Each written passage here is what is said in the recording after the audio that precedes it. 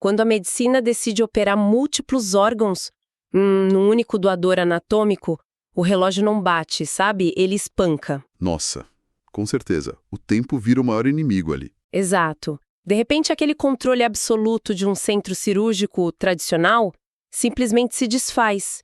Múltiplas equipes dividem o mesmo campo operatório e um cronômetro de isquemia roda implacavelmente. É a definição clínica do caos potencial, né? Exatamente isso, e é para domar esse caos que estamos aqui hoje.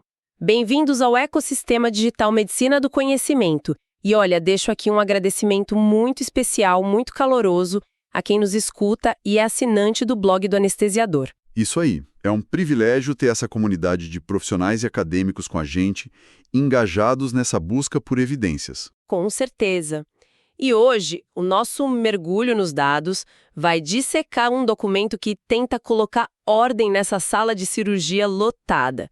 Vamos falar do recém-lançado, agora em 2026, Manual de Boas Práticas Cirúrgicas e Melhoria da Logística de Transplantes no Brasil. Publicado pelo Ministério da Saúde, né?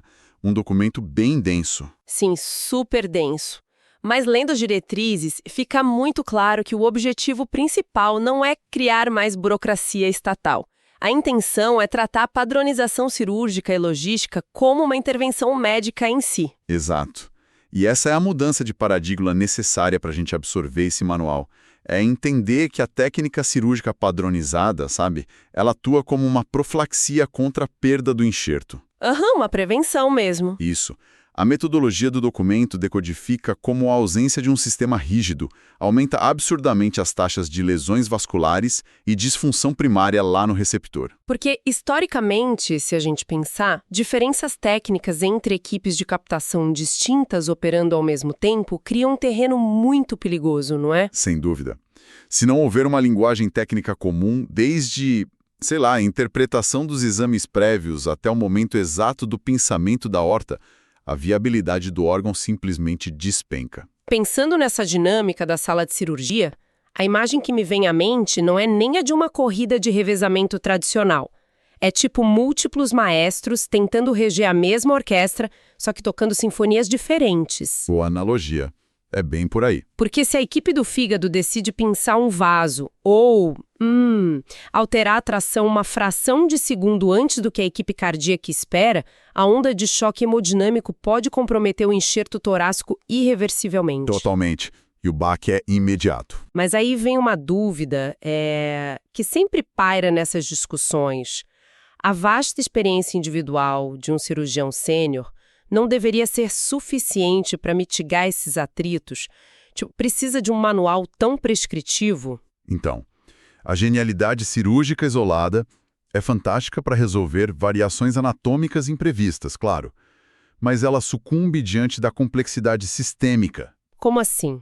Um cirurgião brilhante, por mais experiente que seja, não consegue compensar uma falha de comunicação sobre o timing da isquemia quente com a outra equipe do outro lado da mesa. Ah, entendi, o fator humano. Exato. A implicação clínica central que os resultados desse manual estabelecem é que as diretrizes blindam o processo contra esse fator humano não padronizado. Independentemente de onde a captação ocorra. Perfeito. Seja num grande centro de referência na capital ou num hospital regional menor, a intervenção, a perfusão in situ, a dissecção tem que seguir o mesmo rigor tático. Isso reduz a taxa de perda por lesão iatrogênica. Bom, vamos ser práticos então e entrar nessa sala de cirurgia. Porque a metodologia de retirada que o documento propõe é, assim, uma coreografia inegociável. É quase uma dança milimetricamente ensaiada. E a sequência começa invariavelmente pelos órgãos torácicos, né? Coração e pulmão. Depois, a atenção desce para os órgãos abdominais superiores, pegando o fígado e pâncreas, e só lá no final entram o intestino e os rins. Exatamente. Tem um racional fisiológico forte por trás dessa ordem. E para quem está no manejo anestésico ali do doador, essa ordem dita todo o ritmo da reposição volêmica, do uso de drogas vasoativas, até o clampeamento, certo? Certo. O racional aí é a sensibilidade dos tecidos à hipóxia e a mecânica do resfriamento rápido. Pensa bem, o clampeamento da aorta supracelíaca altera drasticamente as pressões de perfusão. Aham. Retirar o coração e os pulmões primeiro garante que esses tecidos de altíssima demanda metabólica sejam preservados logo. Antes que sofram com alguma congestão venosa, né? Que ocorreria se a manipulação abdominal começasse antes. Perfeito. E aí o manual exige a técnica de canulação dupla, aórtica e portal. Isso é vital para órgãos volumosos como o fígado. Para esfriar rápido. Isso. Eles precisam receber a solução de preservação gelada em alto fluxo, varrendo o sangue simultaneamente pelas veias e artérias. Reduz a temperatura do parênquima em questão de minutos. Nossa! Agora, mudando um pouco o foco para o volume de pessoas na sala, o manual detalha umas exigências de equipe que honestamente me deixaram surpresa. É muita gente, né? Sim. Para captar um intestino, por exemplo, exige-se no mínimo um anestesiologista local, um instrumentador local, 2 cirurgiões especialistas e mais um instrumentador específico da equipe de captação. É um batalhão debruçado sobre a mesa. Exato. E a parte que mais intriga não é só o volume de pessoas, mas o risco físico mesmo, sabe, de ter tantas mãos num campo operatório tão delicado. Como que essa metodologia previne que a manipulação vire um trauma para o órgão? É aí que entra a proteção do endotélio vascular. O mesentério e a microvasculatura intestinal, eles são implacáveis com erros de manipulação. Não perdoam nada? Nada. Uma tração um pouquinho mais exagerada já desencadeia vasoespasmo imediato e lesão linfática.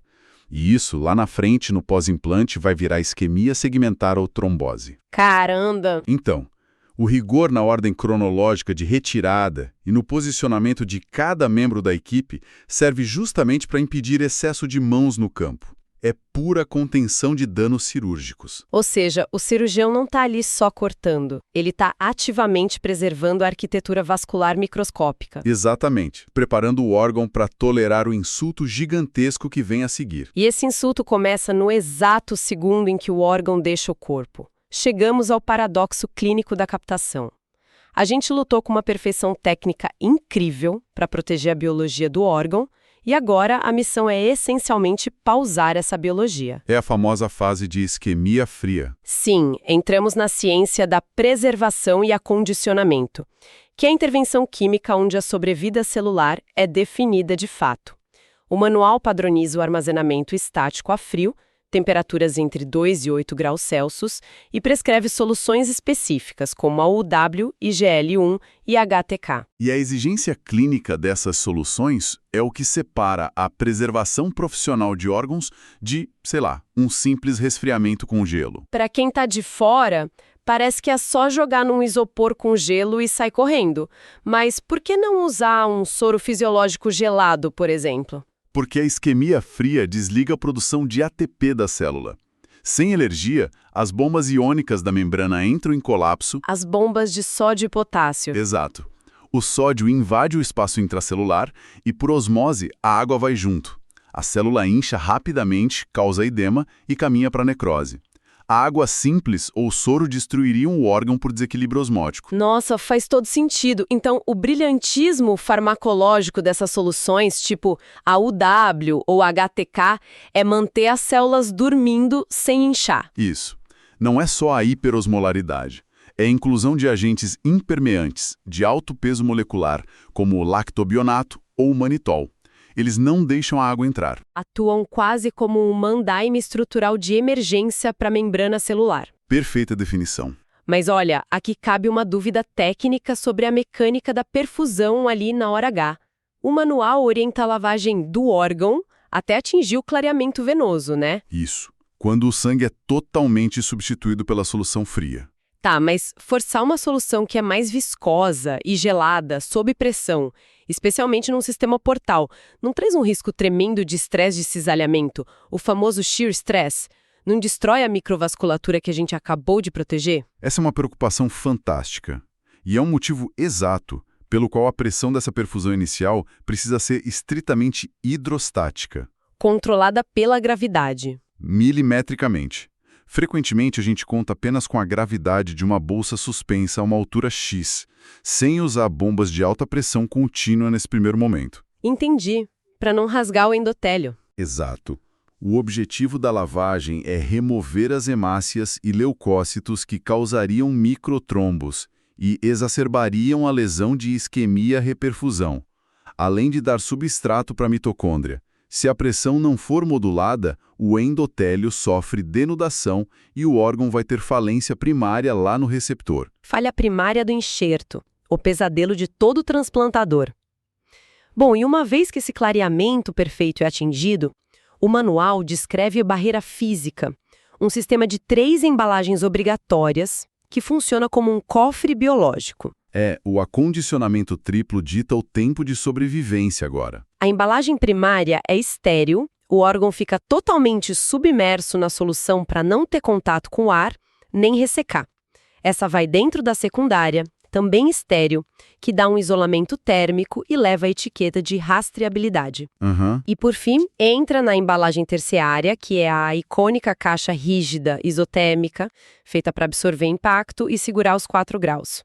O interessante é que esse sistema triplo encerra a intervenção clínica intra-hospitalar. A partir do momento em que a caixa terciária é lacrada, a principal ameaça ao enxerto não é mais biológica, vira física e geográfica. O relógio logístico começa a contar. Sim, o órgão está pronto, mas o tempo máximo que ele suporta essa latência é inflexível. Um coração dura só 4 a 6 horas fora do corpo. Muito pouco tempo. Um fígado pode segurar até 12 horas, mas cada minuto de trânsito vai consumindo a reserva funcional dele. O que nos joga direto para o próximo ponto crítico do documento: a logística e a biovigilância em tempo real. E isso é respaldado por regras como a RC 504 da Anvisa. As regras são rígidas demais? Sim, e com razão. Órgãos para transplante nunca, sob nenhuma hipótese, vão no porão de carga de aeronaves comerciais. A pressão desregulada ali ia aniquilar o enxerto. Eles viajam sempre na cabine. Tem prioridade máxima, né? Via Força Aérea Brasileira ou voos comerciais com acordos de cooperação. Isso. E às vezes vão literalmente na cabine de comando, do lado do piloto. Eu acho isso de uma empatia curiosa e fascinante, sabe? Num voo comercial comum, um passageiro ali tomando o seu suco pode estar a 3 metros de uma caixa com um pulmão indo salvar uma vida. É uma cena poderosa mesmo. A burocracia do anexo de transporte é o que dá a essa caixa uma prioridade VIP, muito acima de qualquer celebridade a bordo. Com certeza. E a espinha dorsal de tudo isso é o rastreamento, né? O manual bate muito na tecla da biovigilância. A biovigilância garante que a cadeia de custódia seja hermética. E auditável. Não é só ver no GPS onde a caixa está. O sistema capta falhas. Tipo o quê? Uma quebra de esterilidade no manuseio, um defeito no lote da cânula que foi usada lá na perfusão in situ, ou até uma variação de temperatura registrada pelo termômetro dentro da caixa térmica. Tudo isso tem que ser reportado imediatamente à Anvisa e ao SNT. Para instituir recall rápido de insumos e proteger os próximos receptores. Exato. Se dias depois um rim não funciona direito ou o paciente precisa de diálise aguda, a equipe puxa o rastro da biovigilância. Dá para cruzar os dados. Sim, eles podem descobrir que o problema não foi imunológico do paciente, mas talvez um lote de solução conservante que estava com desvio ou um pico de temperatura no avião. E, clinicamente, esse fluxo documental do anexo de transporte integra a movimentação médica direto com os controladores de voo do CGNA. Sim, o Centro de Gerenciamento da Navegação Aérea. Isso muda o status do voo. Dá rotas diretas, evita espera no ar, o tráfego aéreo meio que se curva diante da janela de viabilidade do órgão. Pensar nessa dinâmica toda traz uma tensão real. Porque a logística depende de voo comercial, de meteorologia, do trânsito caótico de São Paulo, do Rio. Por mais avançada que seja a burocracia, tem um limite físico óbvio aí que freia o número de transplantes. É o famoso gargalo logístico e de tempo. É por isso que a última seção de destaque do manual, e a mais voltada para os próximos passos, é dedicada ao horizonte tecnológico. As inovações que vão reconfigurar a prática clínica em breve. O texto é bem lúcido sobre as limitações atuais de 2026. O uso de drones e eVTOLs, aquelas aeronaves elétricas que decolam na vertical, ainda está na fase de projeto piloto no Brasil. É incipiente. Né? Mas aponta avanços monstruosos em outras áreas. A inteligência artificial, por exemplo, para estratificação de risco e cruzamento imunogênico. O matching por IA. Isso. E, claro, as plataformas de perfusão ex vivo e os ensaios com xenotransplantes. Rins de porcos editados geneticamente. É uma virada em tanto. E sobre a mecânica da perfusão normotérmica ex vivas, que inverte toda a lógica que a gente discutiu até agora, né? O armazenamento estático põe a célula num sono profundo. Exato. A máquina faz o contrário. Ela conecta o órgão num circuito extracorpóreo, bombeando sangue oxigenado e nutrientes na temperatura do corpo. O órgão acorda. Fica metabolicamente ativo fora do corpo humano.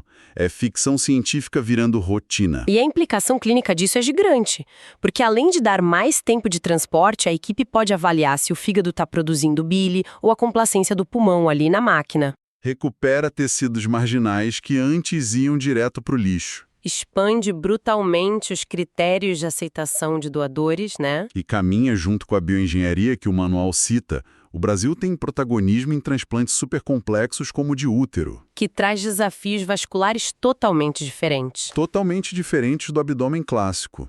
Sem contar os xenotransplantes, onde o endotélio do suíno é modificado em laboratório para evitar rejeição hiperaguda no humano. Agora, ouvindo tudo isso, eu te faço uma pergunta provocativa. Manda. Considerando que a gente já está editando genes de porcos para criar rins e perfundindo fígados acordadas em máquinas, um manual sobre como embalar órgãos em caixas de isopor com gelo e solução estática, ele não corre o risco de virar uma peça de museu na próxima década? É uma excelente provocação, mas eu sou convencido de que não. A transição tecnológica resolve o problema da distância e da escassez, claro, mas ela não anula o fundamento biológico primário. A cirurgia em si. Isso. As máquinas vão fazer o transporte, os drones vão cruzar as cidades. Mas o cuidado cirúrgico humano que esse manual descreve, sabe, a precisão micrométrica para dissecar um vaso, a proteção da íntima arterial durante o clampeamento. Se rasgar artéria na captação... Nenhuma máquina de perfusão de milhões de dólares vai reverter o dano estrutural. O julgamento clínico tático, a intuição sob estresse hemodinâmico, isso continua sendo humano e insubstituível. Muito bem colocado, e isso resume perfeitamente as implicações clínicas para os profissionais que acompanham a nossa análise. O rigor técnico exaustivo, a excelência anestésica para manter a pressão, a química das soluções e essa biovigilância toda não são burocracia. De jeito nenhum. Eles são o verdadeiro coração do Sistema Nacional de Transplantes. Cada detalhe desse, cada minuto salvo, é o que garante que o órgão tenha a menor chance de retomar a vida no corpo do receptor. E como pensamento final, para a gente fechar a discussão e deixar a comunidade médica refletindo. Vamos lá. À medida que a inteligência artificial, a bioengenharia, evoluem para criar órgãos sob medida e que os drones resolvam a questão do tempo de viagem, será que o grande desafio da medicina de transplantes vai deixar de ser a biologia pura e a escassez de doadores humanos? E passar a ser o quê? Passar a ser puramente a garantia da segurança cibernética dessas perfusões computadorizadas e, principalmente, a equidade no acesso a essa nova vida engarrafada e artificial. Uau! É uma perspectiva que muda completamente o que a gente entende por complexidade em saúde pública e transplantes. As ferramentas são deslumbrantes, mas o preparo ético e humano vai ser mais exigido do que nunca. Com certeza, o fator humano nunca sai da equação. Bom, nós reforçamos o valor indispensável desse debate aprofundado na literatura para guiar a prática clínica de excelência. Agradecemos enormemente pela escuta atenta, pelo trabalho de cada um de vocês na assistência e na pesquisa. Continuem acompanhando o ecossistema digital Medicina do Conhecimento e até o nosso próximo mergulho nos dados.